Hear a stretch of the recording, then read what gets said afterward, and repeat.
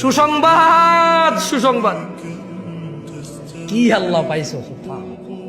আমি মাঝে মধ্যে চিন্তা করি, আল্লাহ এত দয়ালু না হলে, আল্লাহ এত দয়ালু না হলে আমরা পৃথিবীতেই শেষ হয়ে যেতাম।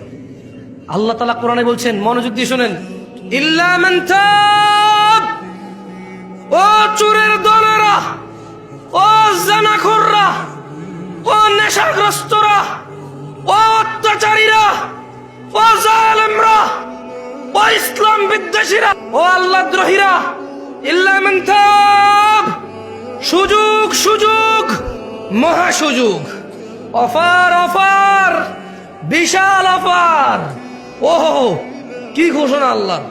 অতঃপর যেই ব্যক্তি অন্যায়, চুরি হোক, যা হোক, নেশা হোক, জানা হোক, যে কোনো অন্যায় হোক, ইল্লা মান তাব, অন্যায় যত হোক, যে ব্যক্তি অন্যায় থেকে তওবা করলো, ফিরে আসলো, ও আমানা, আল্লাহর প্রতি ঈমান আনলো, ও আমিলা আমালান সালিহা, অপরাধ জমিন থেকে আসমানের মেঘমালা, অপরাধ জমিন পরিপূর্ণ হয়ে আছে, অপরাধ সাগরের অতুলনীয় জায়গায় পৌঁছে গেছে।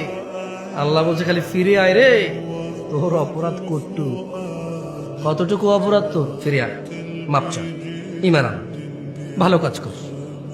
বয়স তো 70 হয়ে গেছে, 35 হয়ে গেছে, 40 হয়ে গেছে, ডেলি একটা মেয়ের সাথে শুয়েছি, ডেলি 2 লিটার মদ খাইছি, আল্লাহ ফিরে আসলে হবে?